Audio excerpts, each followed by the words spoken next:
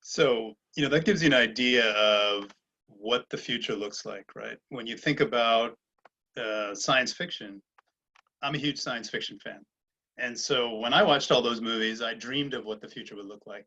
So, to get you guys geared up about 5G and education and what Verizon's doing, I want to actually take you back with a trip down memory lane a little bit to give you an idea of telecom and where it is today, and then what Verizon's doing together with New York City Media Lab and some of the innovations that our colleague Asad is going to show you in a little bit.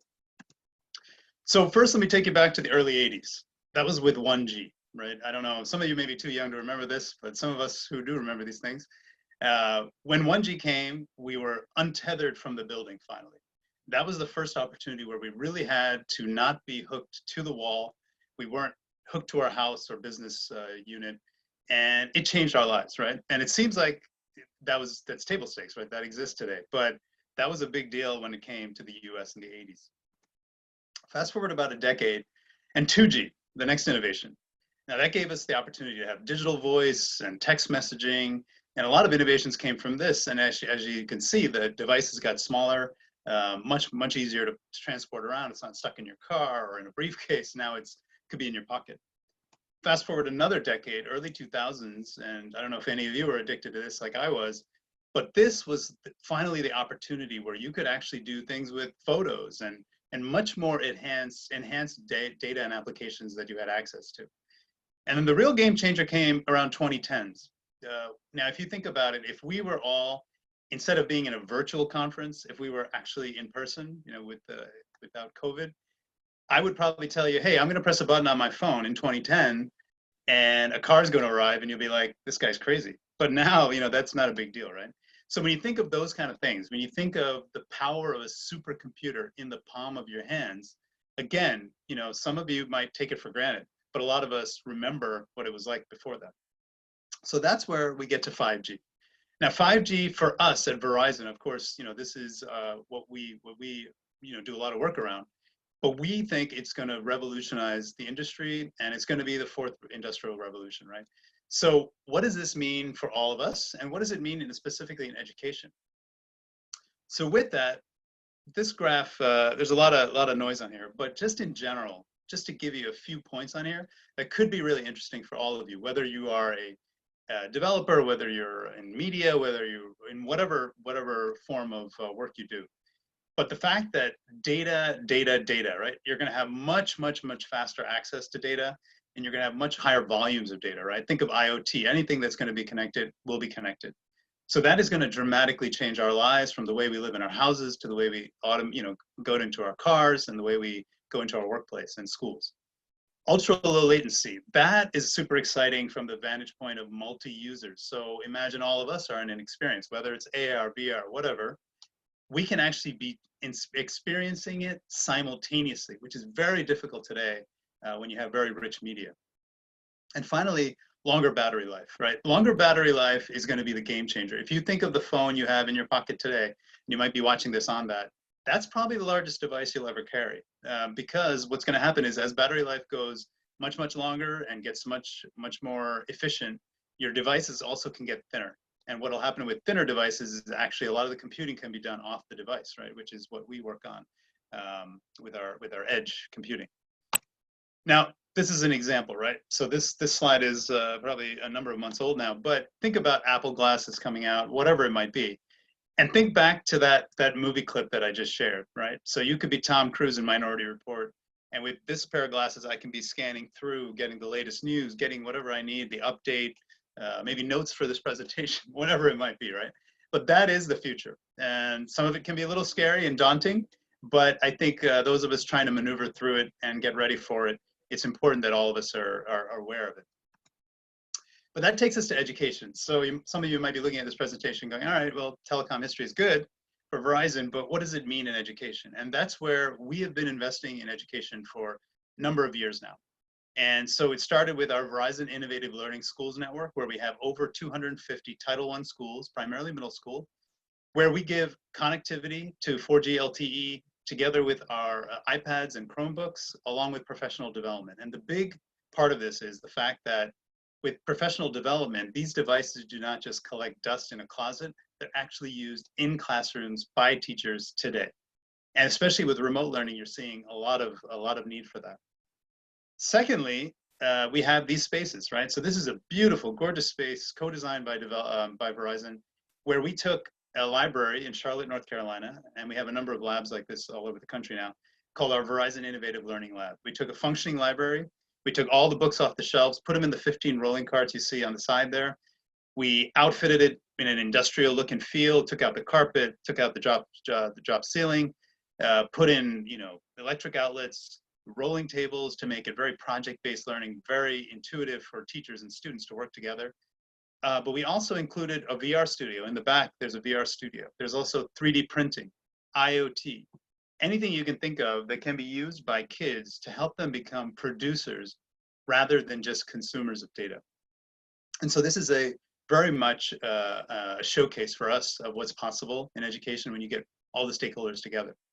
Now, the next level, obviously, as we evolve our program, is 5G. So we put 5G into the first of our 2 schools last year in Cleveland, and we're increasing the number of schools on the network. But with 5G came the challenge of, well, great, you have a nice network, you put it into schools, but what do we have for teachers and students? So that's where we actually partnered very closely with the New York City Media Lab, and we put together something called the 5G EdTech Challenge. It was an opportunity for nonprofits and universities to apply to a competition where we had hundreds of applications, and we picked the top 10 and eventually became the top 5 solutions to scale throughout the country.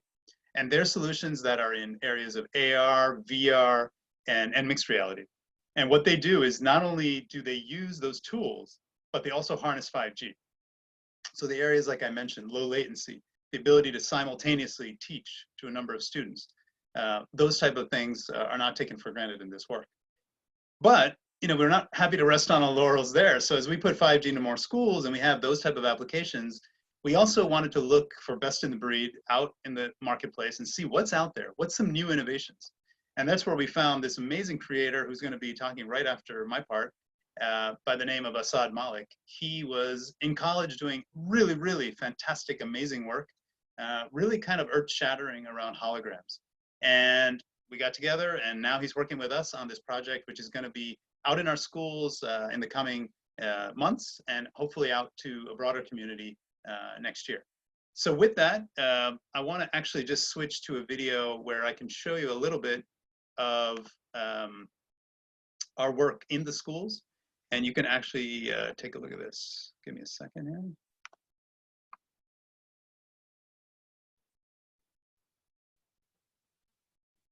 And here we go. And right after this video, I'll bring up Asad to talk to his work.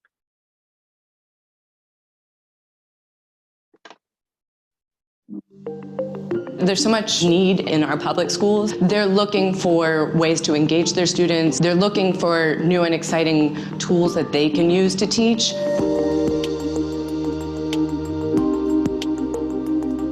We launched the EdTech Challenge to find 5G solutions that can increase engagement, increase achievement, and really prepare students for the workforce of the future.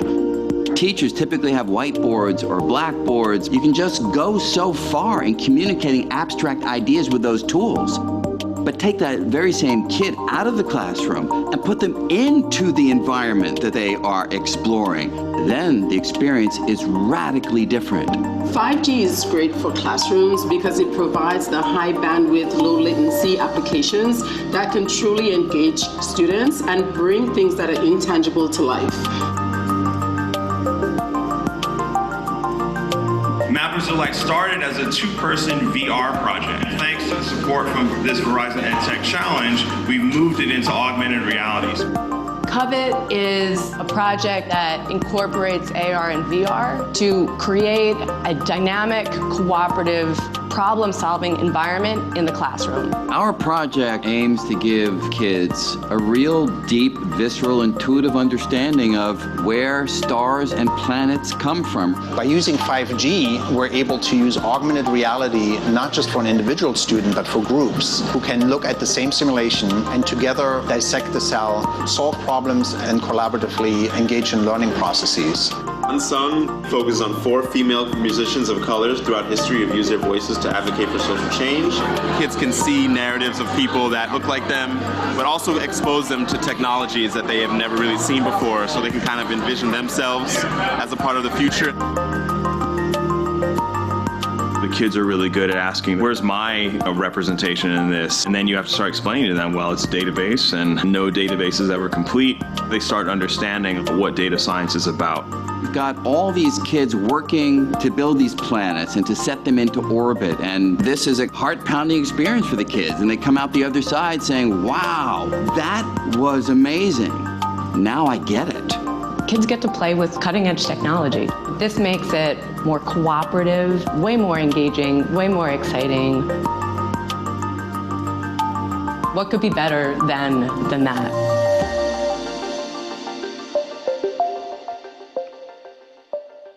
All right. So with that, I'll hand it off to Asad. Thank you. Beautiful. Thank you, Phil. All right, I'm going to share my screen, hopefully. Yeah, so basically, as Phil was saying, I run a studio called OneRec where we've been producing a lot of augmented reality content over the last 3 or 4 years. We very much focus on AR. VR has never really been a priority for us. There are a lot of people out there that are doing that. So, we really treat AR as a medium on its own. This is kind of a statement that we imagine, this is how we imagine ourselves, basically. We try to build experiences that are often tackling subject matter that is challenging to watch or listen to because it's bringing up things that are either taboo or socially uncomfortable. But in doing so, it's also often trying to push the technology in terms of what its current limits are. So just to give you some perspective on that, basically we had a project called Terminal 3 that was at the Tribeca Film Festival in 2018. Essentially, the idea of the project was that we were capturing a bunch of holograms, these volumetrically captured images of Muslim passengers that were traveling from other countries into the US.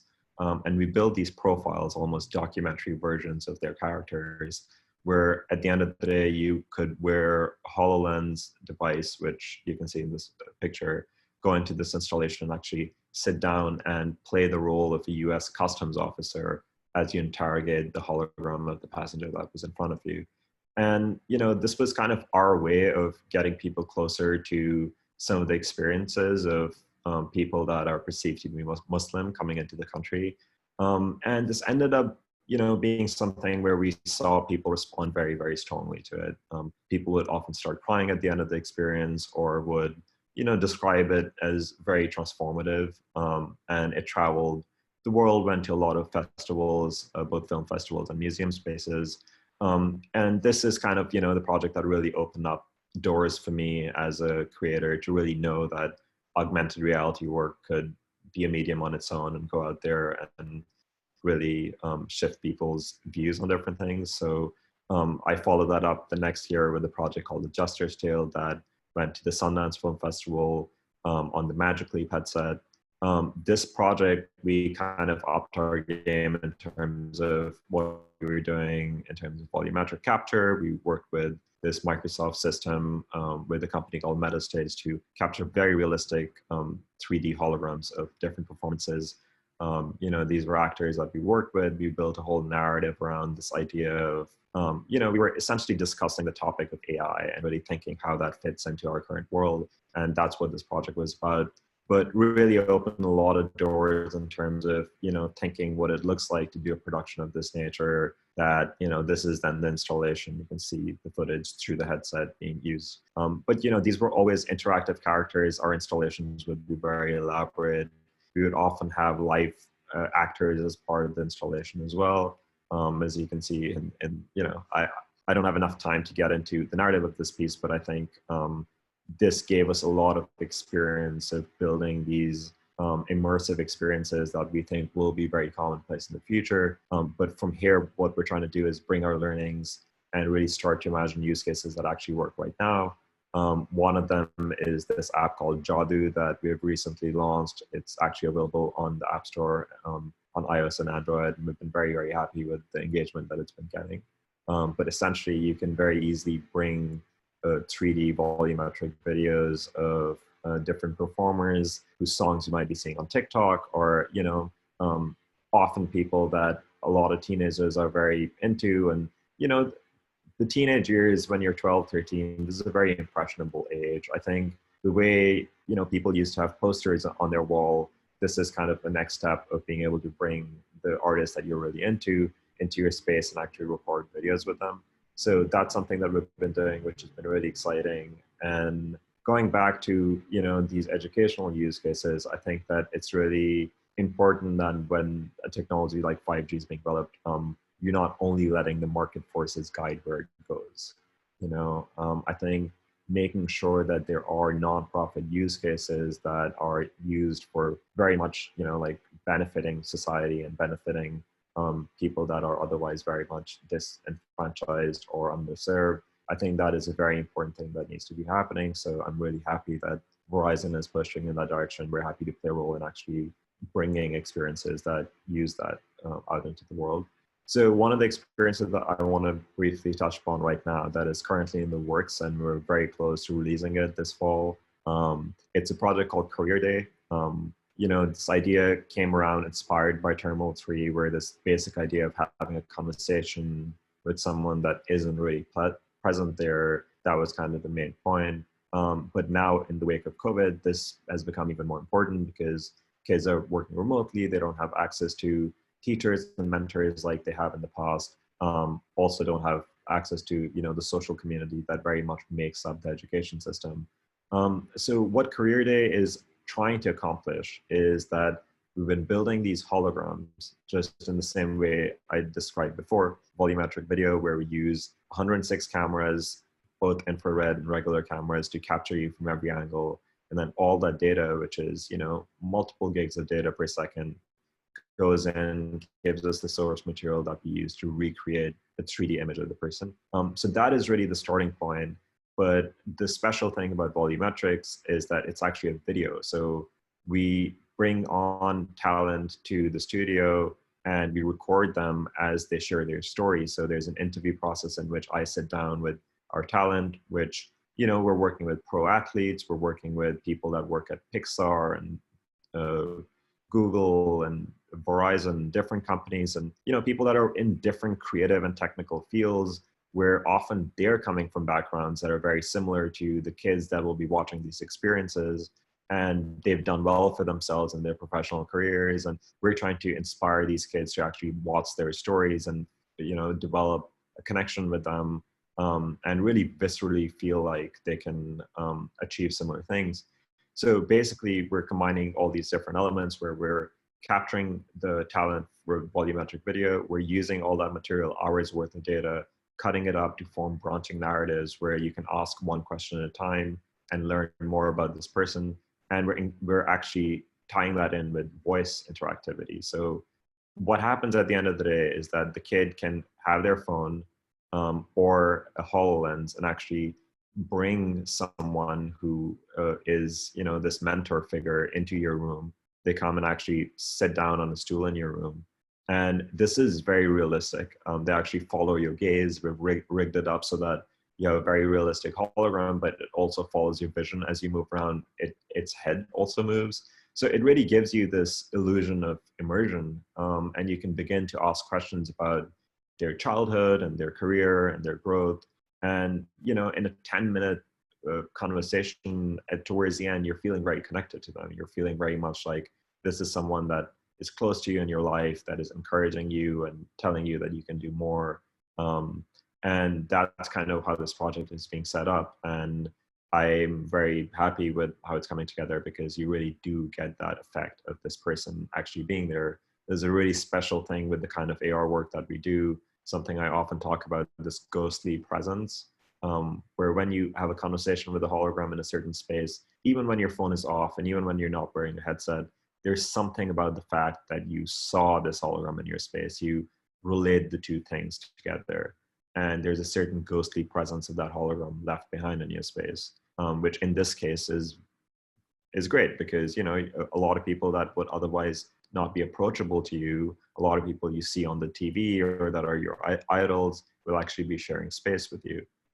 This is just a brief diagram. I thought that, I'd give you some look into the process, but this is a very brief exploration of how one of the narrative structures is done. So each number represents an answer, and each answer has a question associated with it. And every time you ask a question, you get an answer and leads you to different pathways. And the way you see it, this is very structured, a very basic structure. You know, like we don't allow you to get too off topic, but any given moment you have the illusion of choice and the illusion of control that you are actually deciding what you want to ask.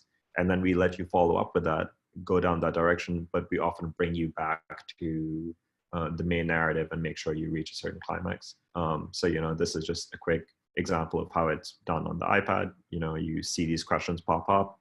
This is just one right now, but you see often two questions, and you pay on by actually speaking that out loud. And very soon it becomes a very seamless process. So yeah, this is Career Day. We've been working on it now for a year. There are 6 different characters that we're bringing out in this experience. A lot of them are very notable figures that, you know, a lot of you have heard of, and we can't share any more right now, but we really believe that especially in our times right now, when everyone is struggling in one way or the other in their confidence, their general anxiety in the air because of many reasons, we're hoping that things like this allow these kids that have to grow up in a world of social distancing where, you know, like small kids are told that they're not supposed to touch or hug or be affectionate physically. We're hoping that these are just small ways in which we can get them closer to feeling more of that human connection again. So that is that for me. Appreciate the time. Thank you.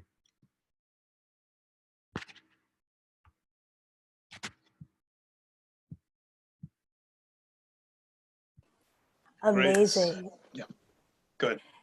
Awesome. Thank you, Asad. Thank you, Phil, for sharing your incredible work, respectively at OneRec and at Verizon. We're now going to open it up to questions from our audience and attendees.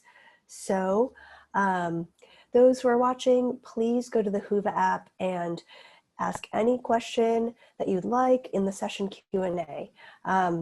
We have one, so we'll kick things off. And this is really about sort of weighing the cost benefits. And I think this will also touch upon this challenge of scale in terms of scaling these emerging technologies. So we have a question: does the cost and effort of content creation justify the means?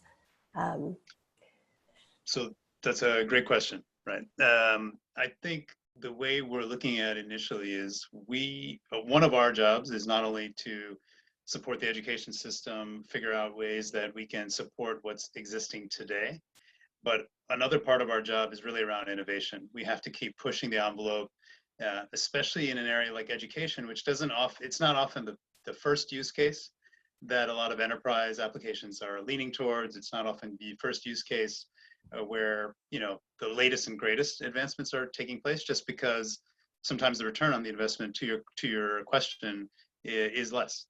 But for us, the way we're looking at it is we have, for instance, this asset, right? The 5G network. We're going to be building it out over time in more and more cities around the country. And we know that the innovation is going to happen, right? Just like in 2010, if you asked about Uber, nobody knew about it. We know that it comes. So just like that, we know it a lot. There's a lot happening. But for us, what we want to do is we want to seed some of that innovation, right? So even though when we saw Asad's project, Terminal 3, we saw that's amazing, we could have just left it at that's amazing and walked away. But we said, hey, there could be something here where if we work together, maybe we can create something new that can impact kids in a positive way. It can also help creators like Asad learn about, you know, the latest and greatest advancements in his field. But it also can help us, benefit us in the sense of figuring out what works in education, what works on the 5G network. You know, what are the things that we have to do better? So in many ways, the way we're looking at it, it's kind of an ecosystem. And we're trying to invest in that ecosystem to grow all partners so that our results are better for the kids. And New York City Media Lab is a critical partner in that. I'd love to say a word or two on that as well, if possible. You know, when technologies like this come about, they come from big companies. That's kind of how it is. When you're developing something like an AR headset, you need to be spending billions of dollars. It just can't happen that it would come from an independent artist or a community that's thriving somewhere. It's just, that's not how things are set up. These are early days. These are literally, AR, VR it's obvious, there's no question about it, that in 10, 20, 30 years, at some point, that'll be the dominant way in which people would be having experiences or would be sharing stories. At that time, they will look back at this time. And this is very much the pioneering space where a lot of the language and the terminology of what that storytelling looks like is being developed. And who gets to develop it is really the question, and for what. And what this allows us to do is that we're able to develop things with the mindset of our audience being underserved middle school kids across the country that otherwise would never have access to things like this. So when in the pioneering days, you're thinking of that audience and not the richest people that are going to have access to the most expensive headsets and the fastest networks as soon as possible, that changes how the medium develops and grows and affects it. And that's very, very important. Yeah, and I just want to add one more thing to that. Asad brought up a good point, right? The point of Career Day, if you look at it, it's very diverse, gender-wise, demographically-wise, and that's intentional. What we want to do is we want to give kids, especially in our network of schools and beyond, who may not know of this type of person, comes from their background, has achieved whatever they've achieved, to inspire them. So to Asad's point, any technology that comes around that could potentially advance that goal, we want to somehow harness it and take advantage of it and help these young people. Great points about equity and scale. Thank you both. All right, next question. Will the Career Day app only work with 5G, or if the hologram content is cloud-based, could it work with a really good Wi-Fi? So I'll kick it off and then Asad can add. So our original goal was, we were, again, to the earlier question, we're trying to innovate, trying to change the paradigm a little bit. So let's see what's possible on 5G. So the ultimate experience would, of course, be on 5G. If you have a device and you are in an area where there's a network, you would almost be able to scroll through these holograms as if they're like a Netflix film, right? So you could just scroll through Frank at Pixar and Saba at Google, and you could say, oh, I want to watch that. It downloads instantaneously and you watch it. Now, with the way things are working out, like Asad said, technology rolls out slow. Access is sometimes limited. So what we did is we actually have pivoted and we're kind of making it backward compatible so that 4G and Wi-Fi, strong Wi-Fi, can easily access this. Your download times obviously take longer. Sometimes you have to store the experience on your device, which will be a little more complex. But generally speaking, everybody has access, right? So that's why right now we're going to be testing in our 250 some odd network of schools within Verizon Innovative Learning. And then next year, we're coming out with a platform, which we'll talk more about at a later time. But that platform will have experiences like this and be able to give teachers more access so they can actually use it in their classroom. Yeah, I mean, I think 5G is often discussed and, it's obviously, it enables a lot of new things to happen, but often those things are very nuanced. Like, of course, the experience itself works. It was made, it's just, the problem is a lot of data. It's just a lot of data that's going to be stored somewhere. And the end user experience is very much either you're going to sit down, download a thing that's going to take 15 minutes to download, then it'll be taking up a lot of space on your phone that you won't have available for other things. That's kind of the experience you will have on Wi-Fi or 4G. It'll still work. You can still go through the experience, but it just comes at that cost. But with 5G, you won't really have to download the assets and won't really be taking up space on your phone, and you won't really have those wait times. So right now, the way it's set up is that you can't, unless you have a phone that has, gigs and gigs of memory, you likely can't download all 6 assets at the same time because they take up a lot of space on your device. But with 5G, that won't be an issue.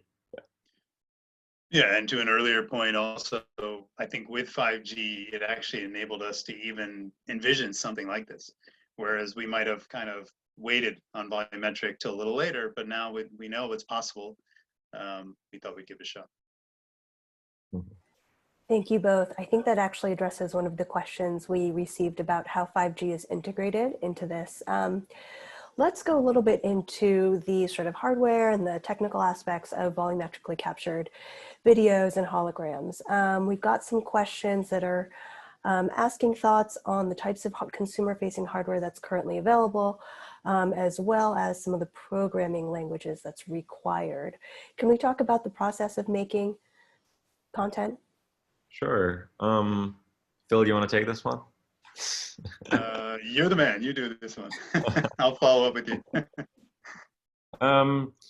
So the volumetrics are obviously a very expensive process of, especially what I showed you later on in my presentation, the meta stage with the green screens and everything, 106 cameras, so much data going back and forth. That is complicated. However, there are ways in which, whoever's asking this question, whoever's on the chat can very easily take their first step into volumetrics.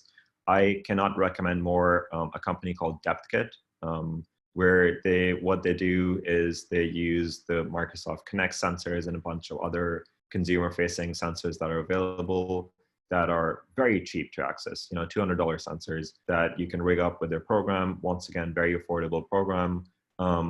And you can start building content with it, where I can tell you that Terminal 3 years ago was actually made using DepthKit only. And, so we spent a couple of $100 on capture technology, and we were students at that time. We somehow put it together. The company DepthKit that I mentioned, they're all artists and creators based out of New York that built that product as well. And they gave us a free license. They wanted to support us. They were always there for us, helped us technically as well. And with that, we built a project that went to one of the biggest film festivals in the world, and then traveled the world as, one of the most talked about AR narrative experience, purely done through very, very, cheap, easy to get to technology that any consumer can access like today. So just putting that out there. Yeah, and I would just add, Asad, like what year did you make Terminal 3? 2018 is when it premiered. 2018, all right. So, 2 years later, we can see how the tech has advanced. So I think, when we saw Terminal 3, what we saw is the potential of what's possible. We weren't worried about limitations of what's, the tech, So I think for all developers out there, again, develop to your level of creativity and put something out that maybe hasn't been done. And, people will find it, and people will find ways to help you kind of build it further, right? So, yeah, hopefully that helps. Thank you both. All right, let's shift towards EdTech and really STEM learning. So we have a question that asks, what should students study in school or on their own to prepare for these types of emerging technologies? Okay, sure. So, I think Asad might be able to talk to, the real world need that, for instance, his team would use. But I think more broadly, the way we look at it is, STEM is almost used in every area of our life today, right? So if you think of even any of us, we're on a Zoom call right now on our laptop. We're logged into our Wi-Fi. We're, trying to work from home if we can do it. I think as you see, careers are changing all the time too. So even if you look at a career and say, what can someone do in 5-10 years? It's hard to tell, right? With AI and automation. But I do think the basics still stay the same, right? So even if, someone had asked me recently, with the way new coding things are happening, probably coding that's going out. I don't think that's the case. I think my opinion is there's still a place for a lot of careers like coding, right? Because a lot of these technologies don't ever advance unless you have the technologists behind it. But I think having a well-rounded background could also be helpful as creativity is becoming more pivotal. A lot of skills on being able to manage with other people is a pivotal skill. So I think don't disregard the basics, right? The basics never really change, but let's add to that. Let's make a more well-rounded student. So I don't know if that answers you, but I think Asad, you may be able to answer more specifically as well. Sure. So, I consider myself very lucky in terms of the kind of different things I've been able to expose myself with over my teenage years. I think that's obviously the most formative time of your life. And it just so happened that I started programming when I was 11. It was very much something that, I just got into it because I thought I wanted to make a website. It was very much random set of circumstances, but the bottom line is I started programming at a young age. I set up some businesses because of that. And then I went to art school. And then I produced a bunch of narrative content that went to film festivals. Basically, that combination of kind of creativity and art and expression combined with technology, technical skill, and design, that whole package basically is the ideal scenario where you then know what to do with these things.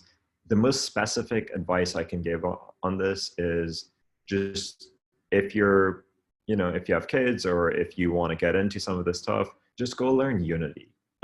Unity is the game engine that we use to make a lot of these experiences that a lot of other, most games are made on Unity. The reason I say that is because it is easy to get into, it's free to access, and it is wholesome in a way where if you're interested in programming, you can go towards that direction inside Unity. If you're interested in animation, you can go in that direction inside Unity. Inside Unity, there's so many small things that you can specialize in or go deeper in, and then you can use the program to build either games or cinema or anything you're really interested in because it's so open-ended at the end of the day. And as a kid, I feel like just learning physics inside a game engine or learning like particle animations and things like that actually teach you a lot of skills that are not purely technical programming skills, but are general, skills that have to do with things that are taught in schools anyway, but it just becomes a more interactive way of doing it. And the process of building games is very much like playing games. You run into issues and you get to another level and you get better over time. So I highly recommend that people attempt at doing that. It's not as hard as often it's made out to be in mainstream media as such. Yeah, and just a follow-up point, for instance, like Career Day, the reason we focus on STEM professionals is, again, Frank is an animator at Pixar, but he's been working on movies like Frozen and Incredibles. The idea is that if a student has seen those movies, maybe they'll get excited about what Frank talks about. And he also had kind of an art and coding background. You look at Saba, who's worked on the Google Assistant, where you say, hey, Google, again, we're really a little more technical background. But again, a lot of that inspiration is what we're trying to put out there so that kids are not scared of technology. And that's one of the reasons we, in our labs, we have things like 3D printing, IoT, things that may seem like, oh, I don't know how to do it. But once you get a kid in front of it, they almost take it and run, and the teacher just kind of, whoa, what happened? So, and then they figure out their own avenues. So a lot of it is exposure as well. Thank you both. Really insightful, thoughtful questions. All right, let's see. I have one question for both of you. So the NYC Media Lab is really committed to creating communities that are focused on applications of emerging tech, whether that be, in EdTech or immersive experiences. So thank you both for being here. You're both doing incredible work.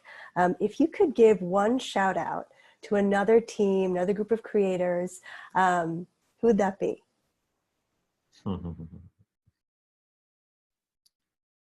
That's a good question.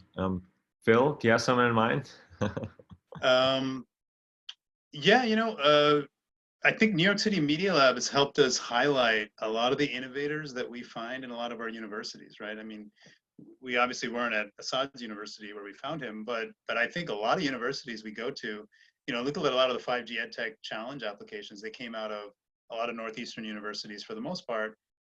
But the fact of the matter is there are a lot of really, really innovative talent sitting in a virtual dorm room now who have ideas. And a lot of times it's just figuring out ways that we can get those ideas out to the market. So I think, let's not forget about the universities when we're thinking about other companies and everybody else in the space.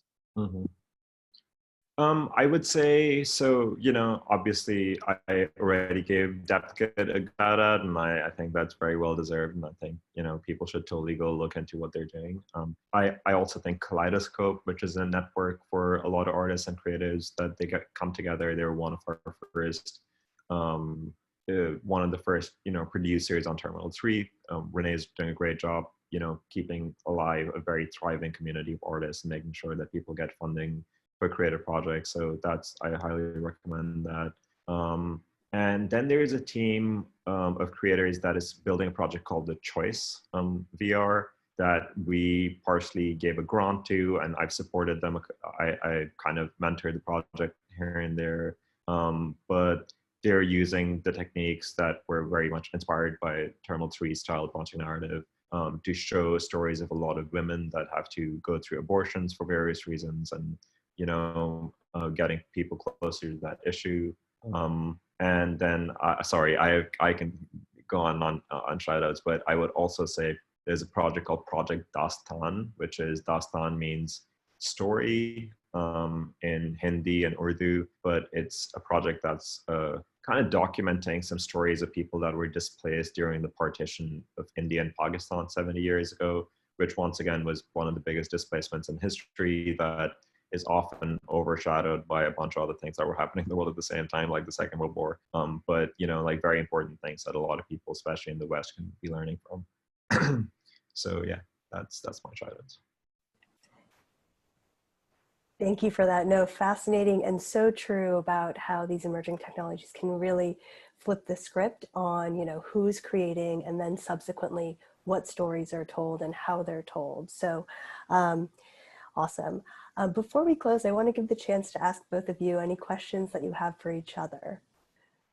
Phil, Asad, do you want to? Yeah, Asad, since you are quite the expert in holograms and the medium that it's taking place, where do you think things are headed? If you were to kind of position things, let's say a year from now, I don't want to say 5 years from now because no one knows, right? But if you see where things are going, I'm curious what your thoughts are. I'm really excited because I've seen, especially in terms of AR, VR, and narrative storytelling, I've really seen how great this can be in film festivals over the last 3-4 years. There are moments like I think 2018 Sundance, like I really felt like, wow, this medium is maturing. Like there were VR experiences that had similar lengths and title sequences and credits that were referencing each other. It felt like there was a format that was emerging and like the medium was finding its voice. And then the next year that kind of disappeared again, and suddenly it was all weird and experimental, which is great. I love it. But I think that it's just these projects that a lot of people have spent so much time building have not found that market yet. But I think over the next couple of years, that's going to start to happen. And as that happens, I feel like a whole new wave of storytelling is going to start to reach audiences. And I think that what's happening to cinema right now and, traditional film is sad the way it's kind of disappearing. And especially in the wake of COVID and streaming and everything, that's, I think that this is a good time for immersive media to kind of find its footing. And I think that'll be happening over the next few years. And I, for one, am excited about that because, we've been working on this for a long time. And I think not enough people have had access to some of the very good work that happens yet. Yeah. And Phil, so now I suppose it's my turn to ask you a question. First of all, when is our next project happening together? But on a more serious note, I mean, in terms of education, like I'm curious where you think things are heading, especially that, you were working in education before you were put in charge or put in relation to 5G, right? So how do you think it's actually helping change things in a way that you were already envisioning or already seeing that direction? Yeah, I think, to your point, I think the convergence of a lot of these technologies, along with the bandwidth and the opportunity to be able to use some of these technologies, we're kind of creating this perfect storm, right? And, COVID kind of highlights some of it. But I think what we're seeing is, so imagine, we're all learning about, I don't know, Mars, and we're sitting with mixed reality glasses. Maybe we can see it from afar. But eventually, and I think there's a unit in Europe, Northern Europe, that's like that. But you press a button, and all of a sudden you're in VR, and now we're all on the surface of Mars, and the teacher can teach from there. So I think the immersiveness of experience is going to dramatically increase for students, and so the future of education is really, really bright, and it's really, really exciting. And even if you look at, because I've been in EdTech now for a bit. Even if you look at the funding flowing to EdTech, it is off the charts of anything any of us in the space have seen in our lives.